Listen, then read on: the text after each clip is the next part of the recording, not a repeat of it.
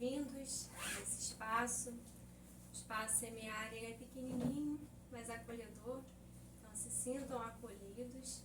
A gente agradece a presença de cada um de vocês, ainda mais nessa chuva, né?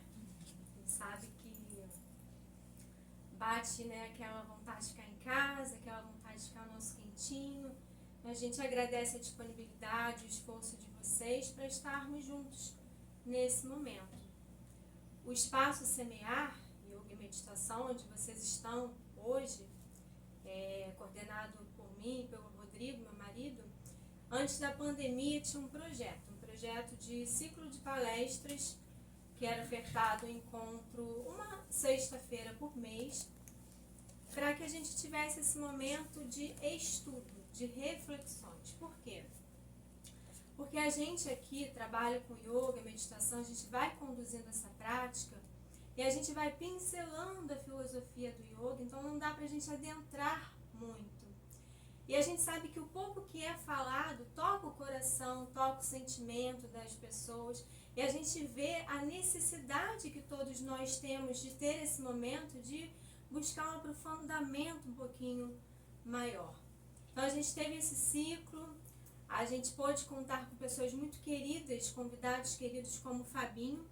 Fabinho é um irmão muito querido, que faz parte da nossa vida, da nossa jornada, que a gente tem muita confiança, que nos ajuda em nosso processo. Essa busca, ela é constante, né? As pessoas vêm aqui, a gente na condição de professor, mas nós só estamos aqui atuando como professor porque a gente precisa. Então, nesse processo que a gente vai se ajudando com o yoga, a gente vai partilhando isso com vocês e contando com muitos braços. E o Fabinho sempre aceitou o convite com muita boa vontade, com muito carinho, com muita disponibilidade. E aí a gente retomou esse projeto agora. Se não fossem vocês, a gente não estaria aqui. E esse momento ele é para vocês. Então, que bom que vocês vieram para fortalecer essa intenção, somando com a energia de vocês. A gente fez um contato com o Fabinho e falou assim: Fabinho, tá com previsão de quase 50 milímetros de chuva para amanhã. Esse contato foi feito ontem. E a gente não tinha dúvida da resposta dele. A resposta dele foi assim: eu estou à disposição, se for uma pessoa, vou falar para essa uma pessoa. Então é se colocar a serviço, né? E isso até nos inspira, trazendo mais firmeza para essa intenção que a gente tem com esse projeto. E o yoga é um conhecimento filosófico prático. Então a gente vai tendo acesso a conhecimentos que vão despertando a nossa lucidez, o nosso coração, a nossa sensibilidade para a prática. Então, como eu falei, a gente traz pessoas que a gente confia. E o Fabinho tem um trabalho, uma busca espiritual há anos, um estudo há anos de autoconhecimento. E hoje eu vou deixar ele falar um pouquinho dele depois, mas ele é filósofo, ele é um facilitador para o processo do autoconhecimento. Então eu tenho certeza, eu e o Rodrigo, a gente tem certeza que ele tem muito a contribuir com todos nós. Que assim seja. Que assim seja. E que seja uma noite muito agradável. E a gente não faz um ambiente, a gente não faz uma circunstância sozinhos. Não. Isso é criado, essa teia é criada com todos nós. Então teve uma motivação para que você se esforçasse para vir lá de Maricá, lá do Rio, enfrentar trânsito, enfrentar chuva. Eu já dou até os parabéns, né? Porque o esforço, nada se transforma sem esforço, né? Esse movimento ele é importante. Certamente numa dificuldade maior a gente vai estar até mais forte, né? Por ter superado, confiado nesse momento. Muito bem, não vou me estender muito, porque a fala é do Fabinho, é só uma introdução. Vou pedir só a colaboração, quem puder deixar o celular no silencioso. Quem precisar falar no telefone, fique à vontade, se tocar, pode ir lá fora. Querendo ir ao banheiro, beber água, fique à vontade, tá bem? Como a gente faz habitualmente no início das nossas práticas, os olhos de vocês. A gente vai fechando os nossos olhos, se isso for confortável, para ajudar a tirar a atenção do mundo externo. E a gente vai trazendo a nossa consciência para a vida. Nunca existiu e nunca vai existir um momento que a gente tenha vivido, vai viver, que não seja o agora. Então traga consciência para agora, para esse momento. Tome consciência do que você está fazendo. E talvez surja na mente, não estou fazendo nada, estou esperando a palestra começar. Você está sentada, está sentado. Então, sinta o contato do corpo com a superfície, ou o chão, ou a cadeira. E largue os quadris nessa cadeira, no chão. Cresça um pouquinho com o tronco, desça com os ombros. Sinta os pés com o chão. Relaxe as pernas na direção dos pés. Leve atenção lá para a face. Relaxe um pouquinho a testa. Solte. É isso mesmo. Leve atenção para a testa. Solta a sua testa. Leve atenção para o olho esquerdo. Relaxe. Olho direito. Fundo dos olhos. Relaxe a ponta do nariz. Nariz esquerdo, direito. Bochechas. Relaxe os ombros. Relaxe os braços. Relaxe o seu coração. Perceba o ambiente que você está, silencioso. A presença dos seus companheiros, das suas companheiras nessa noite. Vamos deixando os nossos corações disponíveis para cada agora. Acolhendo, se colocando a serviço, contribuindo para que o nosso querido Fabinho possa compartilhar com todos nós tudo aquilo que ele preparou com carinho. Vá aos pouquinhos levando a atenção lá para a sua respiração. E vá aos poucos inspirando profundo. E o mais devagar você solta o ar. Solta. Faça mais algumas vezes. Você inspira. E mais devagar você solta. Faça mais um pouco.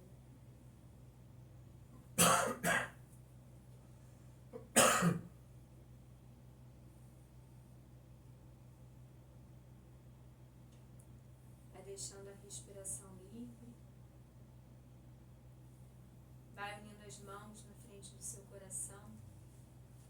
Iniciamos esse encontro com muita gratidão, agradecendo aquele mestre que toca a nossa alma por essa oportunidade ofertada, agradecendo por termos conseguido chegar nesse compromisso assumido com nós mesmos, agradecidos por tudo ter conspirado a favor, pela força que tivemos, pela perseverança, agradecendo aqueles mestres que nos auxiliam no trabalho deste ambiente, no trabalho de semear, aqueles mestres que nos inspiram, que torcem a todo momento para que a gente persevere no caminho do bem. Que tenhamos uma noite de muita paz. Vamos entoar o Om 3 vezes.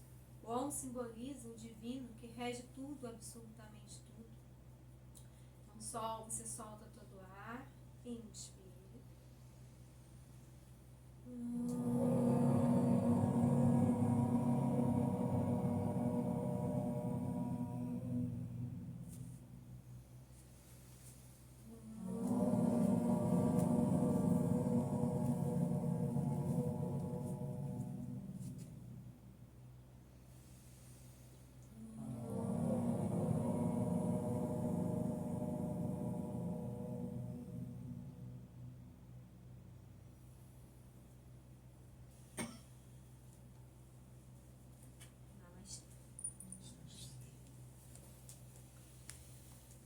Amigos queridos, obrigado pela presença de todos. Obrigado a Thalita e Rodrigo pelo mais uma vez o carinhoso convite. Aninha, está dando para ouvir de trás? É sempre uma alegria estar aqui, né? E uma responsabilidade também, porque vocês estão aqui, né? Vocês,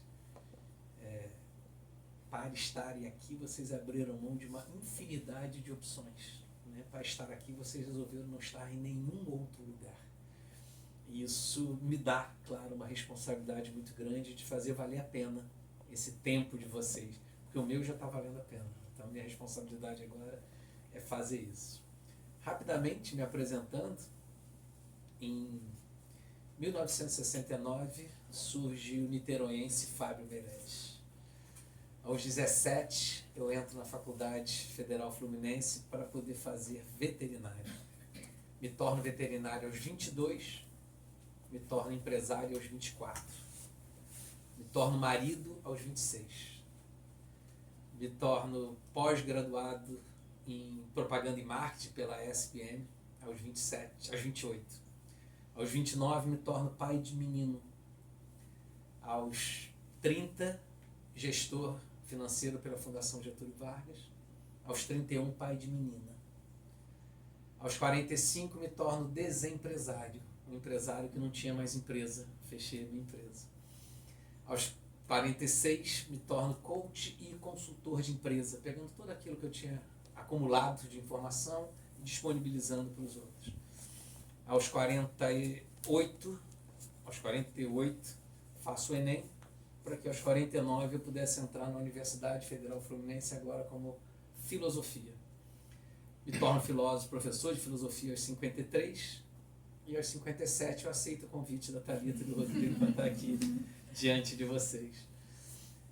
Nesse campo, hoje eu me dedico, filosofia não tem como separar mais do meu campo profissional, então eu atuo em duas frentes assim, mais diretamente ligadas a isso. Uma na condição de professor, onde eu tenho 3 frentes de trabalho. Um é o Expresso Filosofia, que já tem aí 3 anos de funcionamento, onde eu junto 2 paixões que eu tenho. O Expresso é Expresso, o S, que é do café. Então eu junto a paixão do café com a filosofia e falo de filosofia em cafés. Me reúno uma vez por mês para fazer temas variados. Fevereiro vai ser dia 6 de fevereiro, a gente vai estar conversando, que é um pouco sobre a Caverna de Platão também, que a gente vai falar hoje.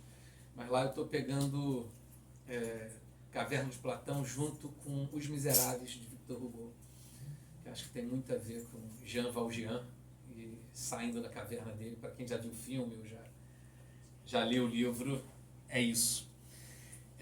Outra frente que eu tenho são atendimentos individuais, onde as pessoas, não é um processo terapêutico. Eu fiz filosofia clínica, me formei em filosofia clínica também, mas não é uma proposta terapêutica a que eu apresento. É mais um processo reflexivo, né?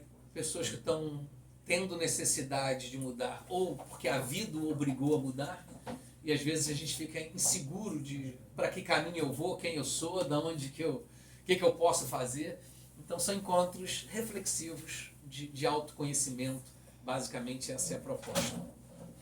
E outro que eu tenho são clubes de leitura, que eu chamo de leitura filosofada, onde eu pego livros ou de filosofia ou da literatura e trago interpretações filosóficas a partir dessa minha experiência. Então, como professor, eu tenho essas 3 frentes de atuação, né, que é onde eu tenho muito carinho nessas coisas todas. Bom, esse sou eu, portanto, que estou aqui na frente de vocês.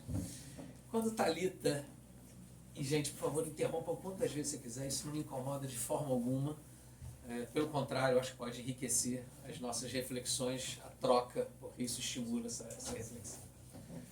Bom, com Thalita, conversando com Thalita e Rodrigo do que eles esperavam desse encontro, e surgiram algumas palavras interessantes nessa sinopse que eles me deram. Eu não gosto muito dessas palavras em inglês não, tá? Então, release, essas coisas não combinam comigo não. Eu sou aquele que não gosta de brainstorm, gosta de toró de palpite, sabe? Eu acho que é muito mais genuíno e deixa chover as opiniões de todo mundo. Mas aí, consegui pensar algumas palavras na conversa com o Rodrigo e com a Thalita, que era liberdade, altruísmo. Isso me remeteu, na hora que eles começaram a falar, me remeteu imediatamente à Caverna de Platão. A Caverna de Platão é o texto mais lido, né? Ele está no livro República, livro 7 da República de Platão, onde Platão ele faz uma analogia do que seria uma cidade ideal a partir de um discurso sobre o que é justiça. Está conversando, porque o conhecimento de Sócrates / Platão sempre foi através do diálogo, né? Então ele vai trazendo a partir do que é justiça. Vamos falar o que é justiça, vamos falar o que é uma cidade justa. Como é que seria essa cidade? Ele começa a compor aquilo. Então ele vai compor essa cidade, mas quando a gente vai lendo, você vai ver que ele está compondo não só a cidade, está compondo o indivíduo. Porque a polis é isso, é a soma das individualidades. Então a gente vai chegar à conclusão que uma cidade justa, uma cidade boa, é a cidade onde os seus habitantes são justos e são bons. Então é uma grande reflexão para nós mesmos. E são 10 livros, 10 capítulos, 10 livros, e no livro 7 ele vai falar exatamente da caverna de Platão. Eu sei que é um texto absolutamente conhecido, talvez o texto mais mexido da filosofia toda, mas eu me encanto com ele toda vez que eu leio. Hoje à tarde eu estava lendo ainda, a gente está falando da chuva, né? E eu faço o meu ritual, assim, quando está chovendo, eu viro a minha poltrona ao contrário, assim, vai ficar de frente para a janela, e ali fico entre a chuva caindo e as minhas leituras, eu entro na caverna, saio da caverna e mexo na caverna toda e fico por ali nessa minha vivência. E hoje eu estava viajando nisso, escrevi algumas coisas, ia trazer o livro, mas realmente de bicicleta com essa chuva, e eu sou muito ciumento com meus livros, se molha a minha república eu vou ficar muito triste. Mas aí eu fiz as minhas anotações, mas assim, rapidamente, ele vai dizer Sócrates vai criar, conversando com Glauco, ele vai criar essa imagem, né, dessa alegoria. Só um parênteses, algumas pessoas falam de mito, mas mito se refere à mitologia, né, então não cabe nesse caso. É uma alegoria, uma comparação, uma metáfora, então eu gosto da alegoria da caverna, é um título que eu gosto mais. Então vamos imaginar uma caverna muito profunda, a entrada da caverna absolutamente larga, de boca larga, não é um... E quando você olha e você está entrando nessa caverna, você vê ela se aprofunda para dentro da terra, ela vai fundo, bem fundo. E se você está fazendo esse caminho ao contrário do que Sócrates descreve, você entra nessa caverna, você passa logo depois da entrada dela, e essa caverna é toda iluminada pelo sol, mas logo depois você passa e tem uma grande fogueira. Você passa essa fogueira, você tem algumas pessoas com muitos objetos, pessoas que estão ali trabalhando, mas cheios de objetos, e logo na frente dessas pessoas tem um muro, na altura dessas pessoas. E o trabalho dessas pessoas é exatamente colocar coisas acima desse muro, como um teatro de sombras, teatro de marionete, onde os atores estão escondidos embaixo e os objetos, né, em cima. Você desce mais um pouco, você tem mais um muro.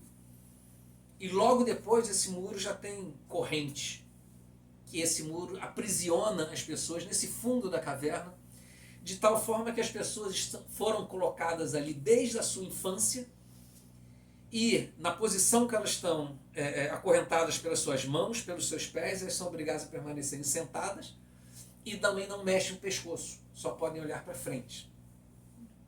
E no fundo, então, fundo da caverna, tudo aquilo que nós escrevemos até agora tem a sombra daquilo. Então Sócrates vai dizer, Glauco vai dizer assim, estranhas criaturas, estranha história que você está me contando, Sócrates, mas eu consigo enxergar tudo isso. E aí Sócrates vai falando então que essas pessoas estão acorrentadas, e lá atrás aquela fogueira projeta a sombra daqueles objetos que as pessoas decidem projetar no fundo daquela caverna. E quando elas conversam lá atrás, na entrada da caverna, dá eco no fundo da caverna. Então passa um cavalo lá e daqui a pouco eles imitam relincho de cavalo e as pessoas ouvem lá. As pessoas conversam quando tem bonecos e eles entendem lá. Aquele eco, né, da voz. Como essas pessoas nunca viram nada diferente disso, elas entendem que a sombra é a realidade. As pessoas são sombra, as vozes, o eco são as vozes daqueles objetos. Elas nunca se mexeram, nunca saíram dali.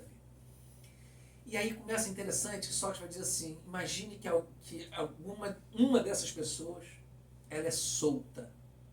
Quer dizer, o movimento ela não se solta. Alguém solta essa pessoa. E essa pessoa é obrigada a se levantar, obrigada a se mexer. Isso provoca dor, porque essa pessoa nunca fez esse movimento. E essa pessoa, ela é obrigada a sair da caverna. Mas lembra, ela está lá no fundo, então ela tem que subir tudo aquilo. Esse fundo, onde eles estavam presos, é difícil sair, o caminho é estreito, é escorregadio, é íngreme. Mas essa pessoa não está indo naquela direção por sua vontade. Ela é obrigada a se mover. E ela reclama, está doendo. E conforme ela vai saindo daquela escuridão da caverna, onde ela estava habituada a ver só as sombras, ela começa a ver a luz. Lembra que a saída da caverna é larga? Então ela começa a ver aquela luz de fora e aquela luz incomoda ela. Enxergar as coisas incomoda. Quando ela passa por aquele muro e por aquelas pessoas, ela começa a ver aqueles objetos, o vaso, o cavalo, a carroça, a criança, o adulto, que eram só bonecos. Mas ela não reconhece esses seres, esses objetos, porque para ela a realidade era aquela. Então, o que é isso que eu estou vendo? Porque isso não é aquilo que eu estou acostumado a ver. E aquela força continua impulsionando para que ela saia da caverna. E esse é um momento crítico para ela, porque a luz é muito mais forte. Então ela fecha o olho, ela abaixa a cabeça, ela não consegue encarar aquilo. E aos poucos ela vai se habituando para aquilo, e Sócrates vai dizer assim, para se habituar ela começa a ver o reflexo das coisas no lago, na lagoa, porque olhar diretamente para o objeto ainda é difícil. E ela começa a se adaptar e começa a entender que aquilo é um objeto verdadeiro, que aquilo... E o tempo vai passando e o conhecimento vai sendo despertado nela, até que um dia, finalmente, ela consegue olhar para o sol, para o céu, ainda de noite. E a última etapa desse processo de conhecimento é poder olhar para o sol. E quando ele olha para o sol, ele entende que o sol é a origem de tudo. Estou falando da filosofia grega, estou falando de que o sol era... expressão nossa, né? O astro-rei. Então ele que proporcionava vida a tudo. Ele que fazia as estações, ele que fazia dia e noite, ele que fazia a vida poder brotar do solo e nos animais e nos seres humanos, era o sol. Interpretando um pouco isso, né? Esse sol é exatamente o mundo das ideias de Platão, aquele mundo ideal que projeta na Terra toda a nossa verdade. O que me encanta, e aí vem a primeira palavra que o Rodrigo e Thalita me deram, que é a questão da liberdade. José Saramago, quando vai comentar sobre o livro Ensaio sobre a Cegueira, ele vai dizer que nós nunca estivemos tão na caverna de Platão como estamos hoje.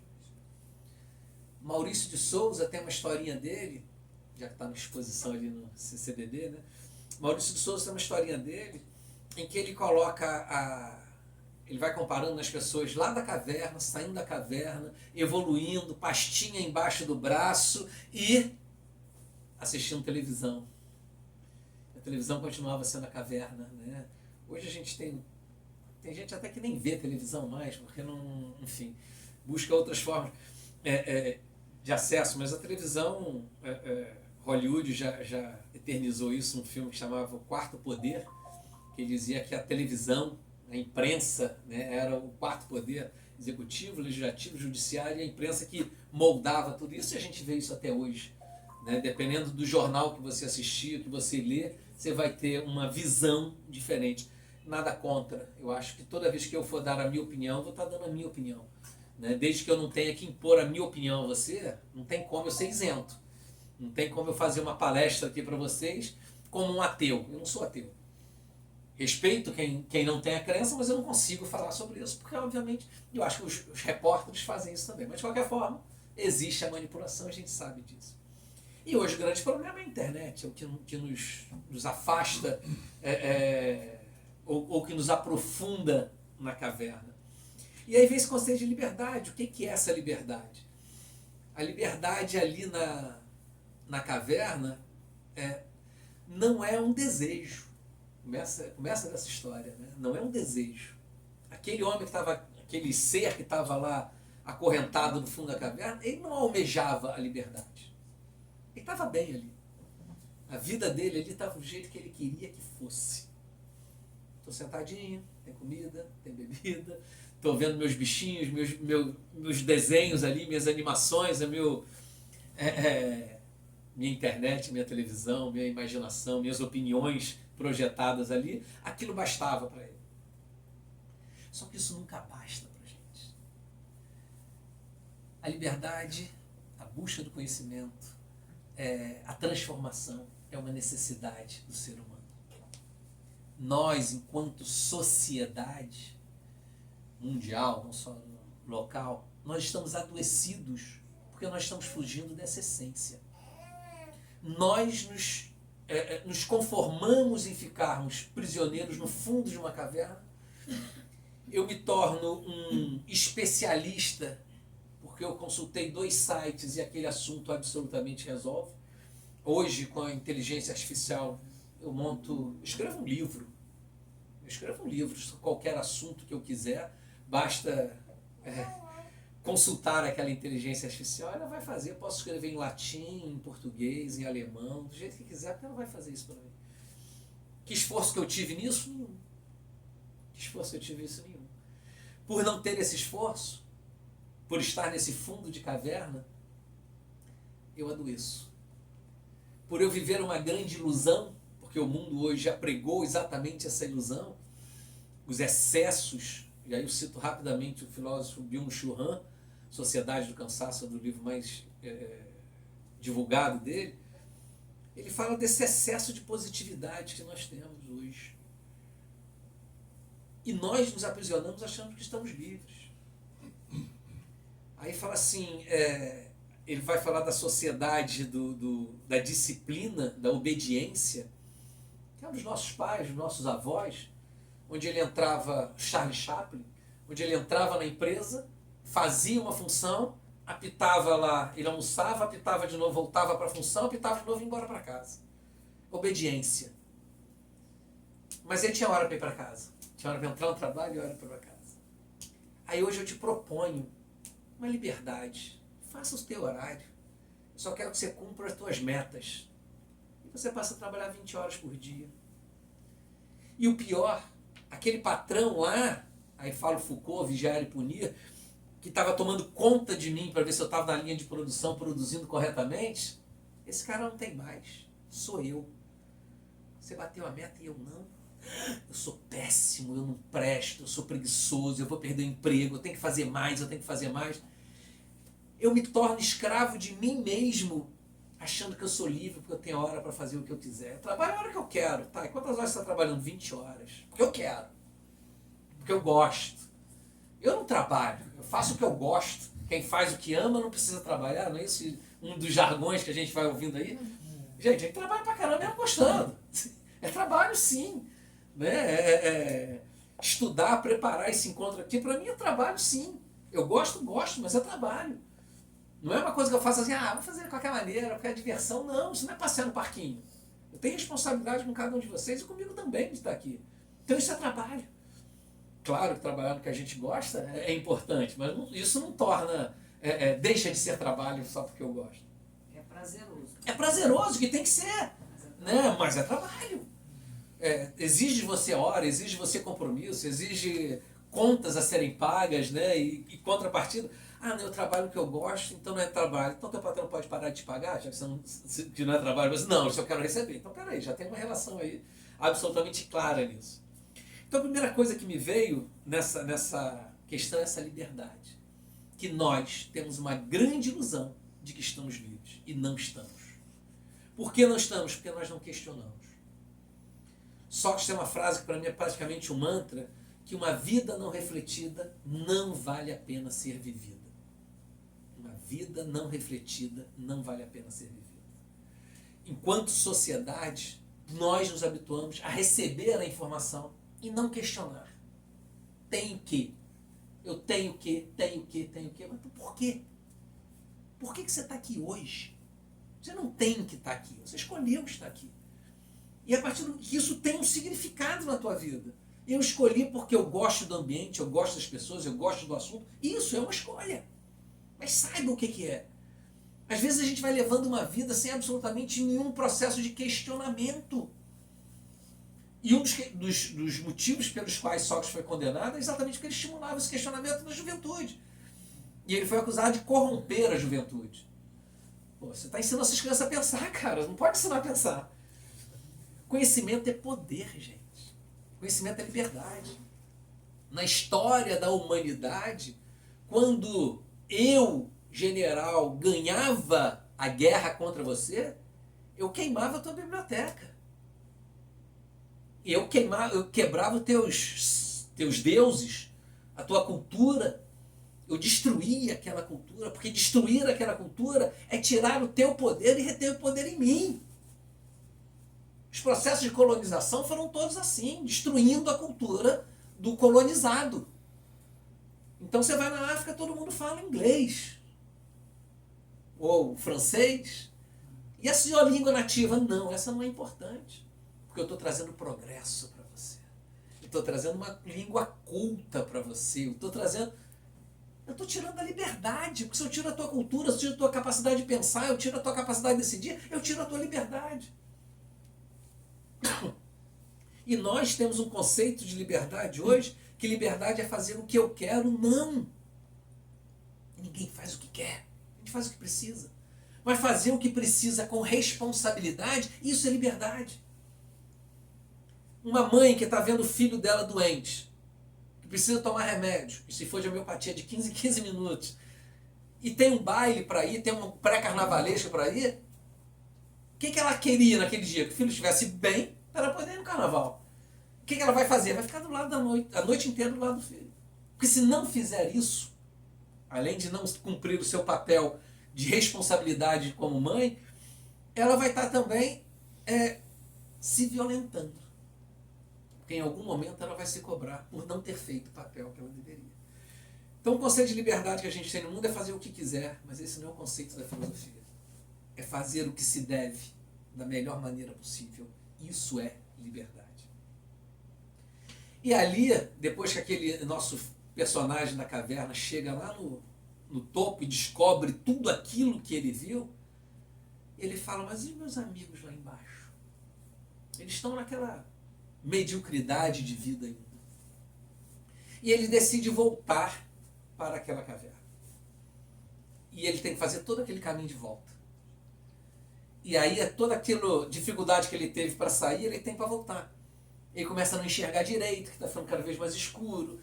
E diante do que ele vê ali daqueles amigos dele, ele fala assim, cara, eu não quero uma vida dessa. Todas aquelas medalhas que eu ganhei nos concursos de identificação de sombras, aquilo não me interessa mais. Então eu sou um especialista em determinados assuntos que talvez não tenham significado nenhum. Ganho, estou cheio de likezinho na internet, estou bombando e não sei o que, não sei.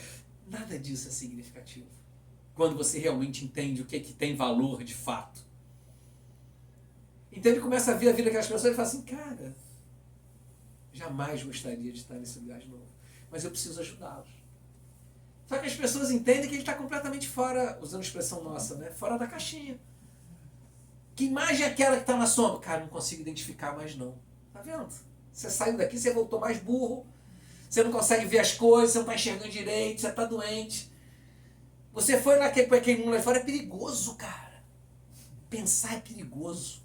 Não pensa não, deixa que eu te dou as respostas. Não escolhe não, deixa que eu escolho para você. Que roupa que você vai usar? É a roupa da moda. Não é a roupa que é confortável para você. Ah, mas eu queria ir com rasteirinha no casamento. Não. Você tem que ir salto alto, você tem que ir sapato de couro, você tem que usar. Mas tá machucando meu pé. É assim mesmo, é com sofrimento. A beleza tem sofrimento. Mulher não pode sentir frio em casamento. Mulher não pode. Porque é aquela roupa. Para os homens sempre deu um pouco mais de liberdade. Né? Eu tenho um terno que ri e chora, como meu pai dizia. Ele vai batizado, enterro, casamento. Para qualquer lugar. E eu posso usar o mesmo terno em vários casamentos, que ninguém se incomoda. Hoje está mudando isso, né? Porque a indústria também pega isso, né? Antigamente era mulher que fazia unha, mulher que fazia cabelo, mulher que cuidava do corpo. Agora não. A partir do momento que eu imponho isso dentro da sociedade para os homens, eu dobro o meu mercado, né? Claro. Nada contra você pintar o cabelo. Pinte o cabelo se você quiser. A questão toda é quando você é obrigado a fazer. Tenho que fazer porque o outro vai dizer que eu estou velho. Tenho que fazer porque o outro... Aí você pega uma pessoa gordinha e fala, nossa, você tá gordo, hein, cara? Porque você fugiu ao padrão. Aí a pessoa entra em depressão profunda, tá triste, perde 20 quilos. Você tá ótimo, hein? Como você tá magrinho, você tá bem. Não, a pessoa tá absolutamente destruída. E você acha que a pessoa tá legal porque ela tá magra num padrão. Por quê? Porque alguém disse que aquele é o padrão. Né? Algumas daqui de vocês vão lembrar, minha mãe ia pro salão fazer permanente para ficar com o cabelo cacheado. Hoje vai pro salão para poder ficar liso, porque não pode mais ficar cacheado, sabe? Tem o cabelo que você quiser. Você tem direito de escolher isso. Mas quando isso é uma imposição, você perde a liberdade. E aí tá ele voltando para a caverna tentando fazer isso, e as pessoas falam assim, cara, não quero. E ele insiste, porque ele quer que ajudar aquelas pessoas a se libertarem. E as pessoas falam, eu te mato se você insistir. Eu mato Sócrates, eu mato Jesus Cristo, eu mato Gandhi, eu mato as pessoas que querem propor uma mudança na sociedade, isso não me interessa. Porque olha só, gente, tem alguém ali no meio do caminho, porque tem aqueles que estão acorrentados lá no fundo, mas tem alguém no meio do caminho que está projetando as sombras. Eles são os manipuladores. São eles que decidem o que você vai ver lá. São eles que decidem o que você vai ouvir. Essas pessoas estão livres para decidir o que você vai ver, o que você vai querer, o que você vai desejar. Mas, Fábio, como é que eu faço para me livrar disso? A gente não se livra, mas a gente se livra internamente. Internamente. Eu não posso impedir que o outro ache que eu estou gordo. Eu não posso impedir que o outro ache que meu cabelo está feio. Eu não posso impedir que o outro ache que eu tenho que fazer implante para poder ficar... Mas é a decisão do outro. De novo, eu posso fazer tudo isso se for decisão minha. Se eu estou fazendo isso pela decisão do outro, é um problema. Só que esse que resolve sair de lá para poder ensinar, né? Esse que é o filósofo, esse que entendeu o conhecimento, buscou entender o conhecimento, ele quer compartilhar esse conhecimento. Só que essa partilha... É interessante isso, gente, assim, porque primeiro que Sócrates vai dizer que você só aprende com quem você ama. Então a primeira coisa que a gente tem que fazer no processo educacional é ser amado. Se eu não gosto de você, não adianta que você não vai me ensinar nada. Quando você começar a falar, vem falar bobagem, vem dizer alguma coisa que eu não quero. Aquele professor que você lembra do teu ensino médio, é um professor que você gostava. Ali com ele você aprendeu. Então você precisa ter esse envolvimento. E essa pessoa, e aí esse nosso personagem da caverna, ele amava aqueles companheiros dele, ele queria voltar. Só que nesse processo de aprendizado, você também não ensina se o outro não quiser aprender. E eu preciso aprender primeiro antes de ensinar. Então vamos dizer que eu tenha preocupação com a ecologia. Sei que o Rodrigo está ali, tem uma grande preocupação com isso e muitos de vocês. Quando eu resolvo usar um copo de papel ao invés de plástico, a verdade, eu não quero salvar o mundo. Porque é muita pretensão minha achar que eu vou salvar o mundo. Porque, ao invés de 8 bilhões de copos plásticos hoje, vai ter 7 bilhões, 999. Não. Só que eu acho que esse é o meu papel. Mesmo sabendo que eu não vou salvar o mundo, eu quero fazer o meu papel naquele processo. E aí as historinhas vão muitas, né? Aquele passarinho que queria apagar o incêndio na floresta, que ia com um biquinho d'água e jogava. Não vai apagar aquele incêndio nunca. Nunca. Porque a força do incêndio é muito maior do que o biquinho de água dele. Mas eu estou fazendo a minha parte. Nesse momento em que eu me preocupo com o planeta, seria uma grande, repito, uma grande pretensão achar que eu estou salvando o planeta, mas eu estou exercitando em mim uma preocupação fora de mim. Não estou preocupado só comigo. Eu estou aprendendo a ser altruísta. Eu sei que eu não vou acabar com a Terra, que eu não vou resolver o problema da Terra, mas eu vou fazer o que eu posso. Por quê? Porque existem outras pessoas. Nesse processo de aprendizado, eu começo a sair de mim para pensar no outro. E nesse momento de começar a pensar no outro, porque o processo de aprendizado não é mudar o outro. ensinar também não é dessa forma. Porque é um processo. Sócrates, quando tem aquela só sei que nada sei, né? Ele tinha consciência que estava vivenciando o processo. Quanto mais conhecimento a gente tem, mais noção da dimensão da nossa ignorância nós temos. Quando eu sou uma criança, eu sei tudo. Eu sei jogar bola, eu vou ser Neymar quando eu crescer, eu vou ser Ayrton Senna quando for dirigir, eu sou Pelé no futebol, eu sou o que eu quiser ser. Aí quando eu começo a aprender, isso é difícil, cara. Eu não sei. Quanto mais eu vou aprendendo, mais a dimensão do conhecimento me ofusca. Só que sabia que ele não era burro. Só que ele tinha uma visão de conhecimento muito mais ampla do que o povo. E essa é a conclusão que ele chega lá, né? A diferença é que os outros, não sabendo nada, acham que sabem, porque Sócrates, o oráculo de Delfos, né, a Pitonisa de Delfos, disse que ele era o homem mais sábio do mundo. E ele não se sentia dessa forma. Falou assim, ou Deus errou, porque a Pitonisa falava em nome de Deus, ou Deus errou e Deus não erra, mas eu também não sou o mais sábio do mundo. Então tem uma interpretação para isso. E aí ele vai entender que as pessoas, não sabendo nada, achavam que sabiam muito. E ele sabia que não tinha o conhecimento todo. Isso colocava ele na condição de aprender.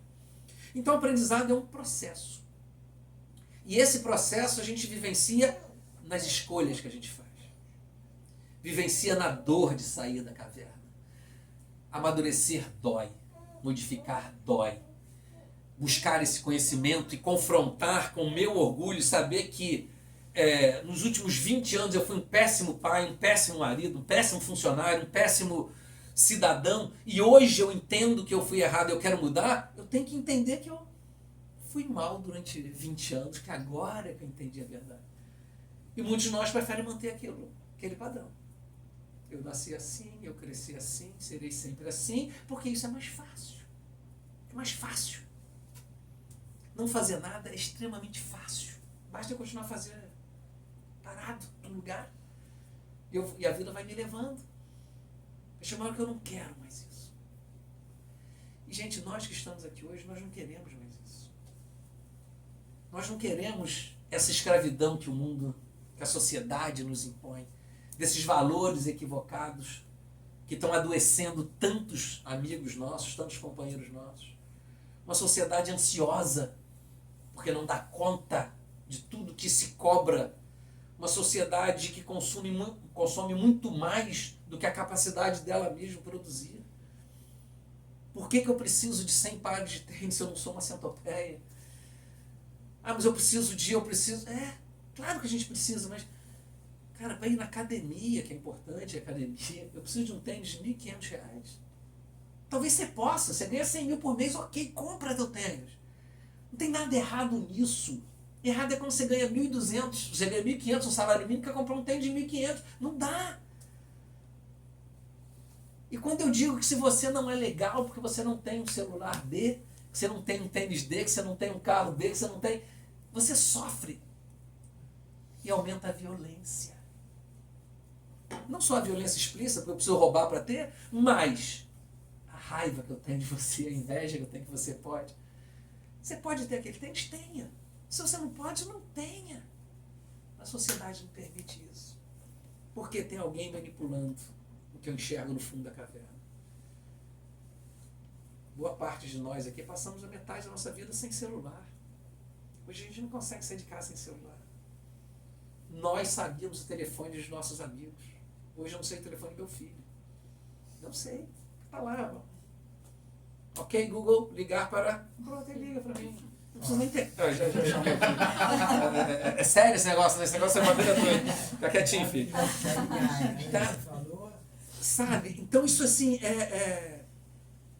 E aí essa reflexão de questionar a nossa vida, para que a gente possa ter liberdade de fazer as nossas escolhas. Sermos livres para poder caminhar aonde nós quisermos, como nós quisermos. Mas é claro, abre aquela porta e começa a falar aí para fora, você está louco, você está vivendo fora do mundo. Você não tem ideia. Que é isso, dinheiro não é a coisa mais importante para você? Como assim? Você vai viver de quê? Tá, e você acabou de ganhar na Mega Sena, tá feliz? Tá tudo certo na tua vida? Tá tudo funcionando? Você trabalhou muito, você acumulou fortunas? Como é que tá a tua relação em casa? Tô no meu 10º casamento, mas minhas mulheres sempre foram chatas. Não. Você não sabe lidar com você mesmo e você coloca a responsabilidade no outro. Tinha mais coisa para falar, mas vamos encerrar por aqui, porque esse assunto de filosofia não acaba nunca, né? Mas eu sou apaixonado por isso. Oi? Mas começou agora? Eu estava com essa sensação até olhar para o relógio, aí o relógio... Tempo é cruel, né? Tempo absolutamente subjetivo, parece que foi rápido, mas o cronômetro não mente. Mas o tempo é absolutamente relativo. Gente, por favor, e aí? O que vocês acham? O que vocês pensam disso? Deixa eu ver se eu falei tudo que eu anotei aqui, provavelmente não. Então fala. Acho que eu falei isso aqui também. Normalmente eu falo assim, vai fluindo, mas está tudo aqui. Se não está, fica para lá. Fica para o Expresso Filosofia quando a gente se encontrar lá. Dúvidas, meu povo? Colocações, discordâncias? Agradecer pelo ouvinte aqui de 4 meses. Gostou? Gostando muito. Que bom. Como é que é o nome dela? Laura. Laura, lindo nome. Laurinha que venha para o mundo melhor, porque esse mundo está confuso. Eu acredito demais nesse povo que está vindo, sabe? Eu brinco dizendo assim que eu sou da época que a criança nascia de olho fechado. Hoje as crianças nascem de olho aberto, já, sabe? É impressionante isso. Eu tenho uma amiga minha que é pediatra de sala de parto, né? E ela consulta os livros de pediatria de quando ela se formou e fala assim, não serve mais. Porque determinados comportamentos que a criança teria com 4 meses, está tendo com 1 semana. Criança, você coloca, daqui a pouco a Laurinha está ali, se bobear, já está levantando a cabeça no bercinho dela, querendo, sabe? Pegar o tablet. Que era você entrega, outro dia eu entreguei para um sobrinho meu foto, né? Tem fotos. Aí ele... Não muda, não é assim que faz, Então vem uma geração aí, gente, com uma potência de entender coisas que nós não estamos entendendo hoje. A tecnologia, para mim, me assusta, por exemplo, na maneira como ela está sendo conduzida. Porque somos pessoas que crescemos sem tecnologia. Outro dia eu estava falando assim, cara, a diferença dos meus filhos de 2 anos. Quando meu filho fez 15 anos e foi para a Disney, era uma novela para conseguir falar com ele. Quando a minha filha foi 2 anos depois, já tinha celular que fazia essas ligações. Meu filho já tinha celular, mas o celular era uma fortuna para poder ligar. 2 anos de Quando eu diferença. jogava, eu conto lá em casa. Eu fui atleta, então eu saía, era orelhão. Minha mãe só sabia que eu cheguei... Para falar com a minha esposa, eu tinha que ir para a cabine telefônica. Eu cheguei lá, Fábio Meré, ligação a cobrar para Niterói, cabine eu lembrava 2. de ligar para ela. Uma vez que eu viajei, esqueci de ligar. E no orelhão você tinha que digitar 9 para passear a cobrar, porque senão as fichas caíam no chão. Chamada a cobrar. Chamada a cobrar, quem, da onde, como. Tinha que ser chamada a cobrar. Então, assim, nós não fomos criados com a tecnologia e de repente a tecnologia está disponível para a gente não sabe usar. Mas essa molecada vai saber, sabe? Molecada com todo carinho, claro. Essa molecada sabe, né? Você fica muito tempo no computador, é aquela criança que ficava muito tempo no joystick, hoje se torna um cirurgião robótico, sabe? Porque sabe mexer naquele equipamento. Eu só fico preocupada porque eu vi um vídeo dizendo que em 1945, o que era a primeira prioridade? Era a família, não tinha internet. Aí agora as pessoas estão, o tempo que elas estão usando mais é aonde? Pois eu acho que é tudo eu sou muito otimista com isso. A família está lá embaixo, os amigos, até os amigos não estão mais... Isso que me não estão interagindo da maneira que nós interagimos, isso é fato. Me preocupa. Mas eu acho que por quê? Porque a gente está... hoje sou eu que não tive uma infância com tecnologia, que vou com a Laurinha para o restaurante e coloco ela assistindo Peppa Pig ali para poder almoçar com ela. Mas isso eu estou falando de uma geração que não tinha. Agora, os pais hoje, com 30 anos, que estão sendo pais agora, sabe? Ele já começa a não querer disponibilizar isso. Isso aí. Porque já começa a ter consciência diferente, que essa transição não teve, sabe? Então, acho que daqui a pouco vão ter crianças, claro, essas discrepâncias sempre aconteceram em todas as sociedades, pré-históricas ou não. Mas eu acho que essa geração, os pais começam a ter informação diferente, regulação, que não pode levar mais celular para dentro de sala de aula, não pode mais... Daqui a pouco você começa a ter consciência disso. Mas sim, em todas as épocas da sociedade sempre existiram pessoas nas suas cavernas vivendo nisso. Diferente. Hoje a caverna é tecnologia, mas já foi um monte de coisa. Já foi um monte de coisa. Os romanos, depois do auge do Império Romano, viviam todos na caverna, né? Que era aquela coisa de explorar, e o Império acaba, e outro Império surge. Essa é a história da humanidade, gente. Isso Agora, algumas pessoas, e são sempre exceções, que querem conhecer um pouco mais, querem sair da caverna, querem se desafiar, querem ter liberdade, querem buscar, sempre vão ter. Que sejamos nós, né, que estamos buscando essa consciência. Nós não vamos mudar o mundo, mas nós podemos nos apresentar diferente para o mundo. A questão é você romper essa... Primeiramente, parabéns aí Obrigado, querido. pela didática, pela forma como você expressou o assunto. Acho muito bacana. A gente tem mais ou menos a mesma idade, você é de 69, eu de 70. Tudo isso me identifiquei muito com o que você está falando. Eu trabalho na indústria farmacêutica há 30 anos e em algumas situações eu me coloco no seu lugar. Você está podendo falar, e é legal quando as pessoas podem interagir. O que é o limite para você? Você fala de romper bolhas, de sair da caverna.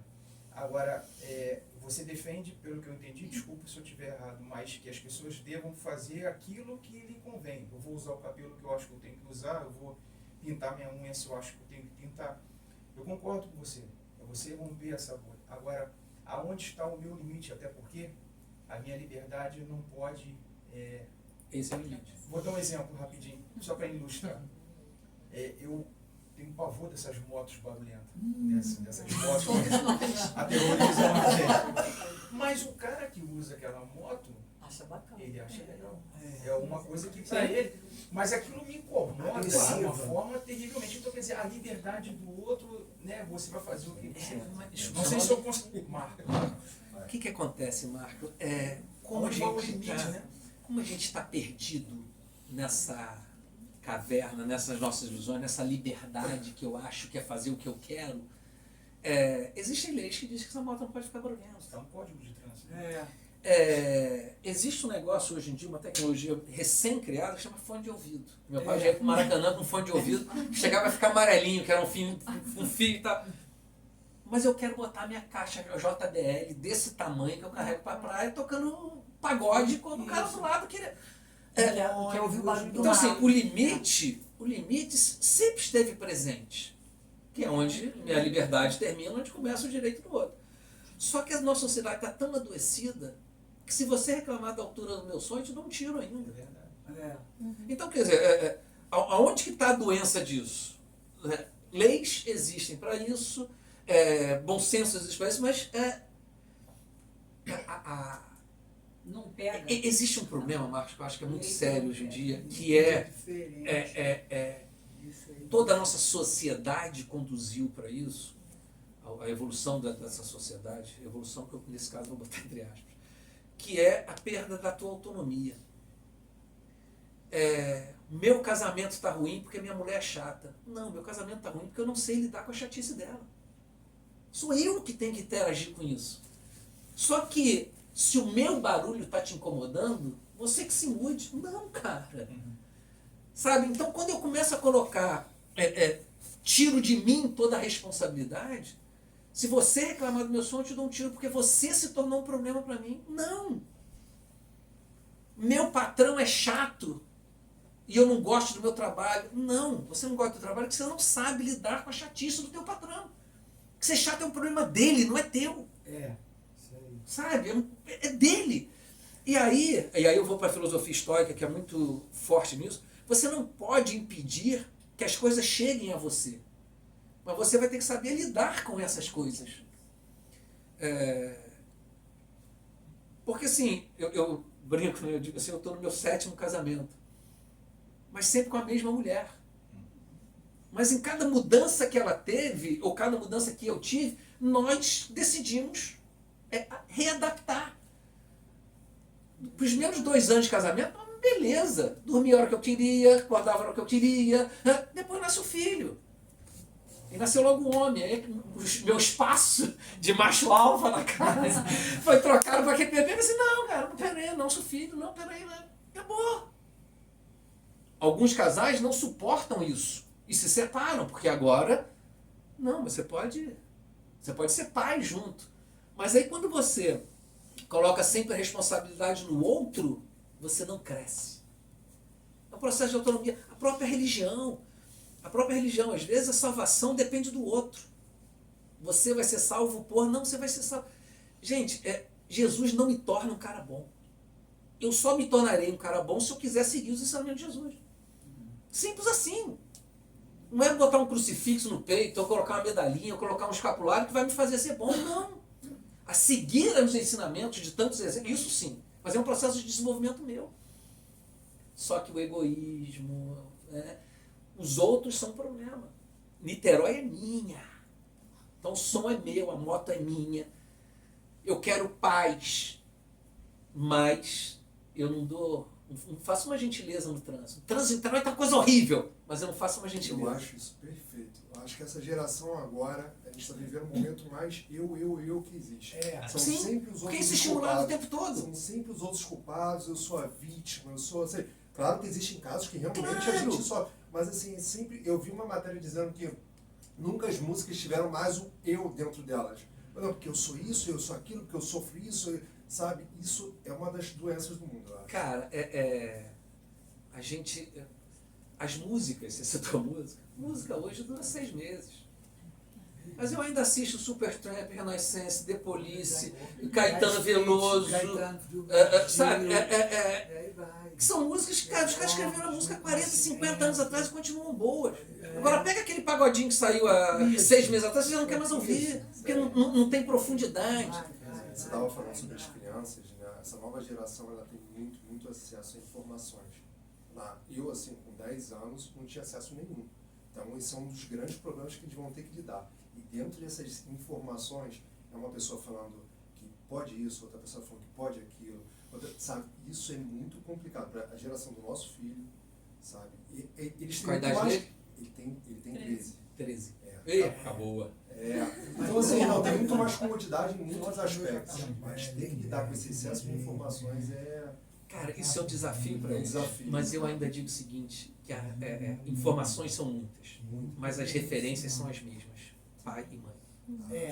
Mas se tiver um pai e uma mãe... Não, vai ser referência. Se o pai ou a mãe for ruim, vai ser referência. Vai ser ruim, se for bom, vai ser referência bom, mas é referência. Hoje, isso que você falou, Guilherme falou é muito bom.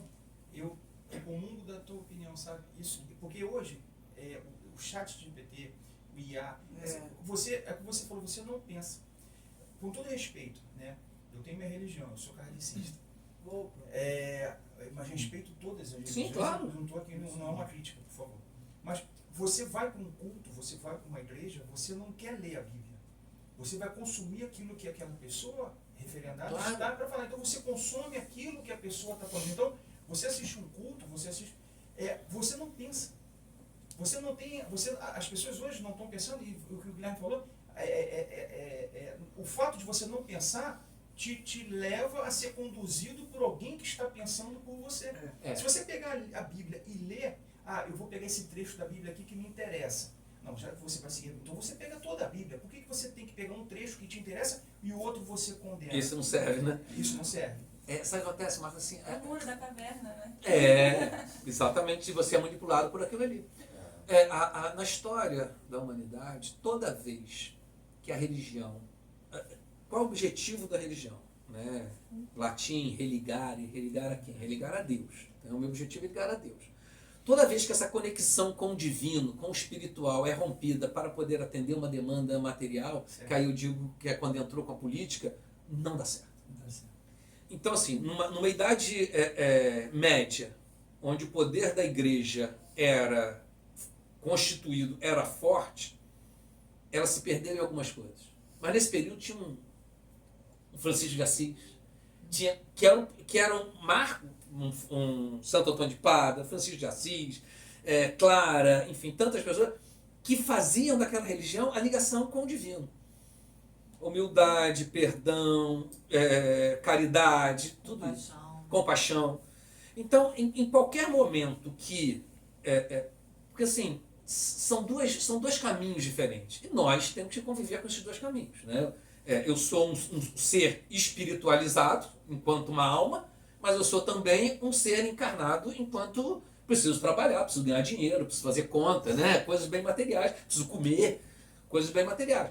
Mas quando eu desvio esse material para o divino, então assim, meu funcionário pode fazer o que quiser, não tem problema que eu tenho que perdoar. Meu funcionário faltou 15 dias esse mês, mas eu tenho que perdoar ele. Não, isso é uma confusão que você está fazendo. Você tem responsabilidade ali. Claro que você não tem que humilhar, nada, enfim. Mas você vai... Cara, isso aqui é um campo... Não estou criando dois caminhos, não, tá? Não estou dizendo que você tem que servir a Deus e a Mamon em momentos diferentes, não. É único. Mas a religião se envolver com o mundo, ou o mundo querer se envolver com a religião, são dois caminhos que não se comunicam. Isso gera confusão, muita confusão. Então, não sei se eu estou me fazendo entender, mas assim, eu sou um ser que vou estar espiritualizado e eu posso, como Francisco de Assis, que comia, que bebia, que vestia, tudo bem que a roupa era simples, mas vivia no mundo e vivia para Deus. E quando você me pega assim essas... e aí as pessoas que acham que o culto culto em qualquer religião, tá, gente? É um compromisso social, ele está rompendo esse divino para atender só assim. Eu vi outro dia no evento que eu estava, um rapaz falando, acho até que ele era católico, ele falou. E ele falou assim, cara, as pessoas têm hora para serem cristãos. Então eu vejo as pessoas indo na missa, domingo, 9 horas da manhã, de 9 às 10 eu sou cristão. A partir dali eu já estou dando cascudo no flanelinha, já estou brigando com não sei quem, já acabou, deixou de ser. Eu preciso ser, se a minha filosofia é cristã, eu tenho que honrar essa filosofia o tempo todo. Só que as pessoas começam a separar a teoria da prática. Aí eu volto para a filosofia assim. Platão não aceitaria ninguém na academia dele que fosse ateu. Porque a religião, a filosofia dele era baseada na crença em Deus. Hoje eu posso ter um professor de filosofia na faculdade ateu especialista em Platão. Isso não faz o menor sentido. A filosofia, você aprender o que é justiça, ser especialista em justiça e ser um criminoso, isso não faz o menor sentido. Eu pregar uma religião e viver pela matéria, isso não faz sentido. Enquanto eu preciso da matéria, eu serei um religioso na matéria também. Eu não preciso separar essas duas coisas. Mas não, como ser religioso é difícil, eu entorto isso para o material.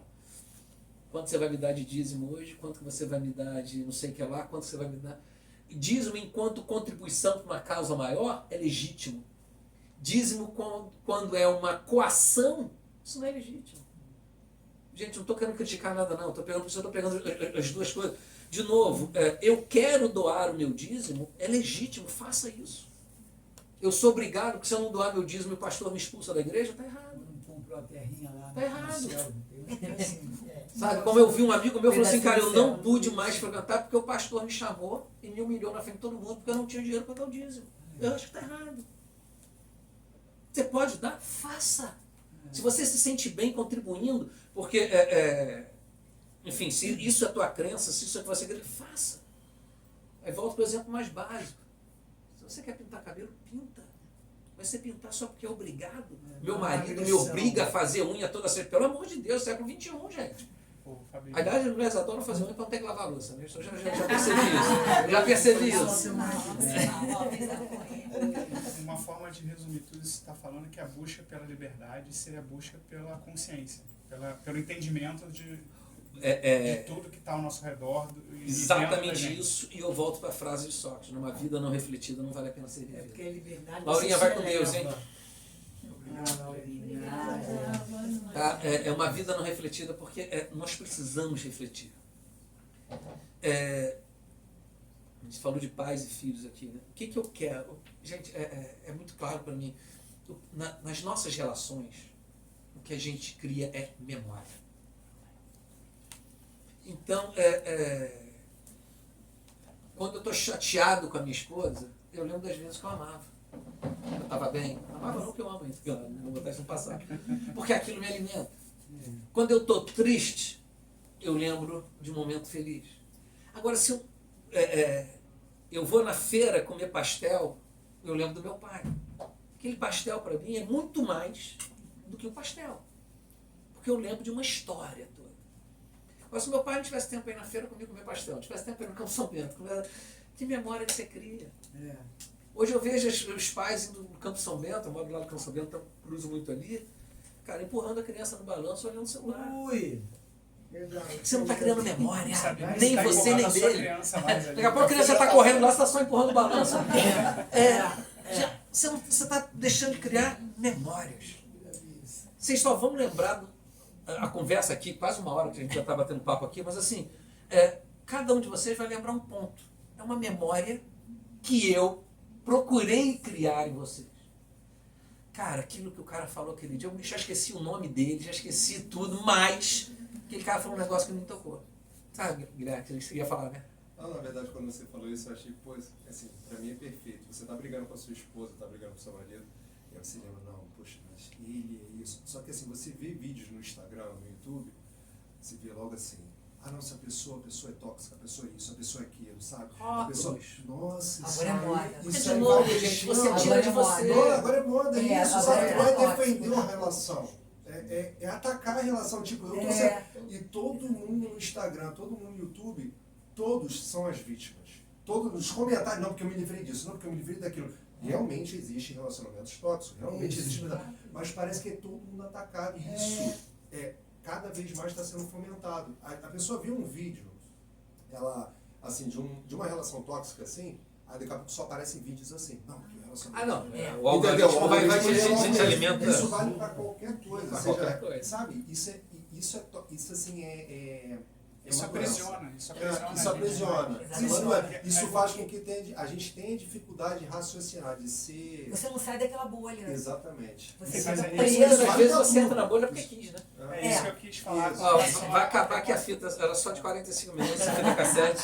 Isso que eu estava querendo falar com relação à consciência. É a gente conseguir enxergar isso, enxergar que a gente está sendo conduzido por uma coisa que não necessariamente é Você está sendo verdade. manipulado, né? Ali. Basicamente, assim, você não tem problema algum você ver um vídeo desse. Realmente existem situações muito complicadas que precisam ser combatidas. Mas você tem que entender se é isso que está acontecendo. Exatamente. Isso que você falou o do eu. questionamento. Exatamente, é o do eu. Porque existem pessoas que estão num relacionamento tóxico há muito tempo e nem perceberam. Sim. Então isso desperta. Existe muito. Mas a questão toda é que você vê um vídeo desse, será que meu relacionamento é tóxico? Aí você começa a ver toxicidade onde não tem. Entendeu? Porque você começa a comprar essa Não verdade. falo só de relacionamento de casal, não. Não, Eu falo mas de outra relacionamento coisa. pai, filho, irmão, irmã. Na empresa, Porque aí você na- não está nem se questionando, você está procurando um problema. Sim. Você não está tentando entender se aquilo ali faz sentido para você. Gente, o ser humano é muito impactado por isso assim. Quando o Bussunda teve aquele infarto e morreu, um amigo meu cardiologista falou assim, cara, acho que dobrou no meu consultório de gente. Porque se ele morrer, eu tô cara, caramba, dormir, porque você tá sentado no teu braço a tarde inteira e tá dormindo e você acha que tá infartando. Nunca Não. teve tanto exame de colonoscopia depois que a Peretejo morreu. Pronto. Aquele período de 3 É ou isso 4 aí. meses, E por aí você vai. marcar uma colonoscopia. Você quer se encaixar. Até nas Nas doenças, você quer se encaixar. Eu sou cristão, mas é engraçado. Não sei se de repente tem gente aqui que não é, eu respeito. Mas há mais de 2000 anos atrás, Cristo falava sobre isso. As coisas são muito simples. É muito simples, assim, veja você, suas atitudes, tire você a trava do seu olho primeiro, porque, sabe? Mas assim, cada vez mais a gente está com Mas tudo aí só eu o mato dedo. Jesus, que Jesus está querendo que eu mude, cara. Eu mato o sócio, o sócio está querendo que eu exatamente. mude, eu mato, sabe? É mais É fácil. mais fácil apontar o dedo. Claro. Obrigado. O Rodrigo foi até ali pra Tem um cafezinho aqui embaixo. Não, é sinal que funcionou, né? Então a proposta ela foi cumprida, senão já tinha, né, debandado. E aí fica, né, o ensinamento final, resumindo, que a liberdade ela é discernir. Então você perceber o que você tem que fazer e fazer.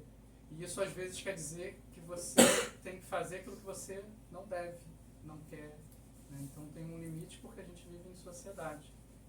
E tem um limite para você também. Você tem que fazer aquilo que te faz bem em todos os sentidos. Às vezes você quer, sei lá, comer mal, né, ultraprocessado, a gente vê que isso emergiu.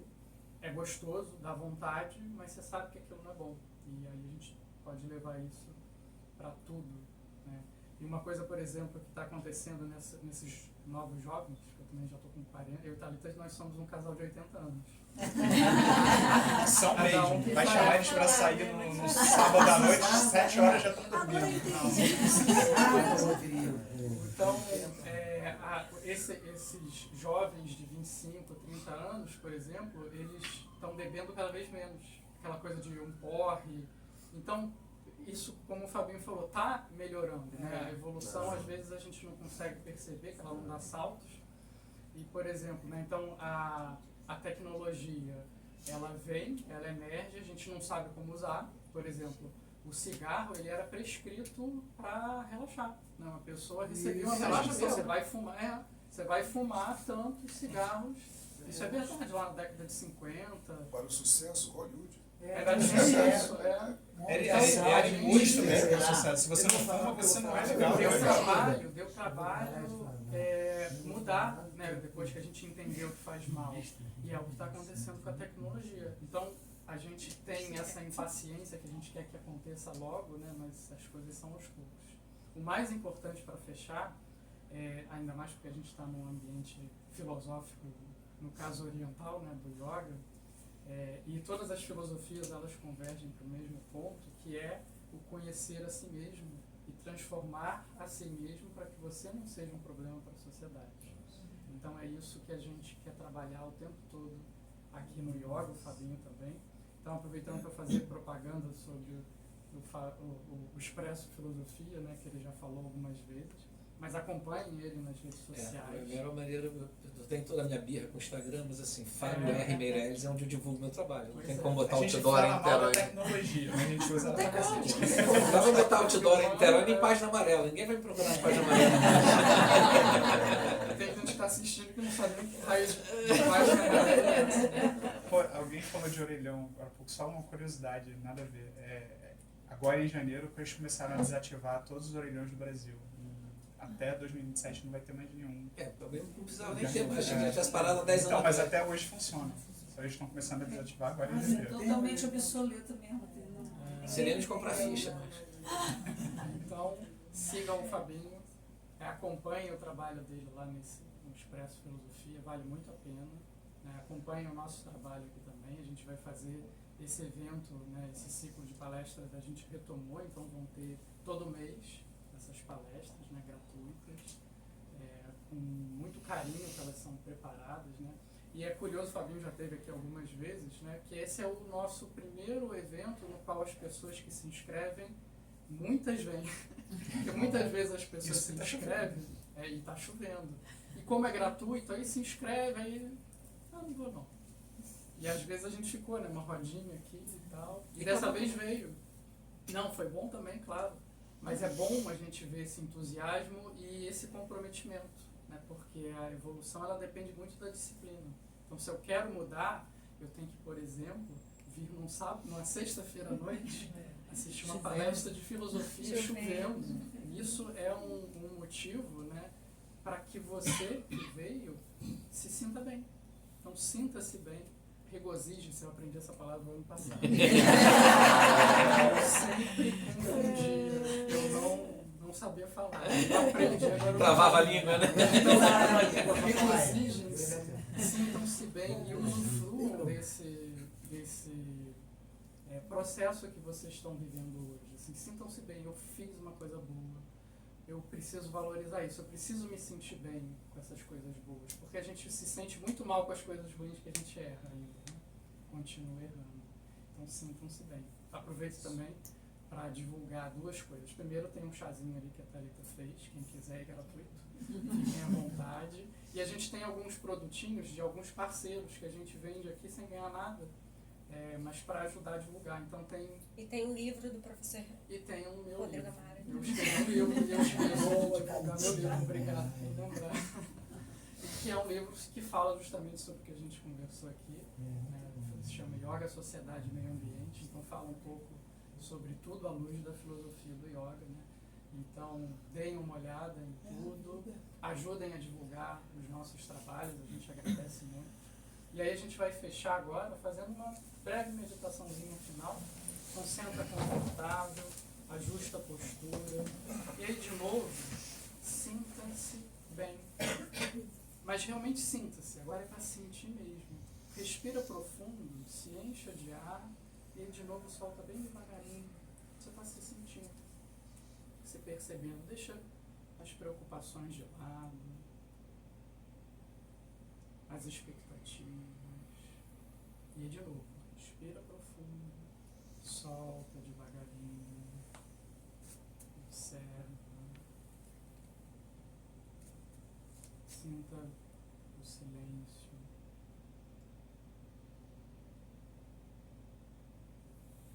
Essas sensações interiores e essa monotonia do ar entrando e saindo, o ar entrando de novo e saindo, e vai continuar assim. Se acostuma com isso, se acostuma com essa monotonia, com essa tranquilidade, e perceba que tranquilidade é algo que brota em você. Então não espere que o mundo mude para que você encontre essa paz. Trabalhe por essa paz. Estamos aqui, juntos, juntas, para trabalhar pela paz do mundo, começando pela nossa. Então vamos unir as mãos em prece no centro do corpo. E é exatamente isso que a gente vai fazer nesse momento, com esse nosso vibrar que faremos. A gente vai vibrar a paz a todos os seres. E lembrando que todos os seres incluem você. E na verdade parte de você.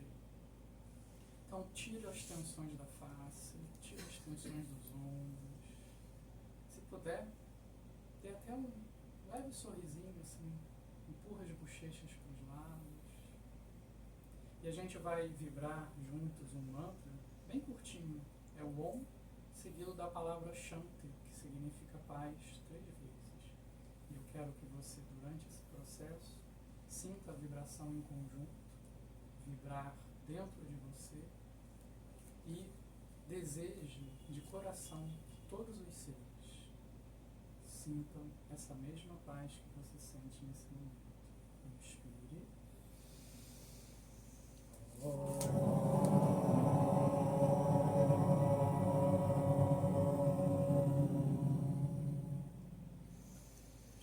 Shanti, Shanti, Shanti. Namastê, boa noite, obrigado pelo carinho.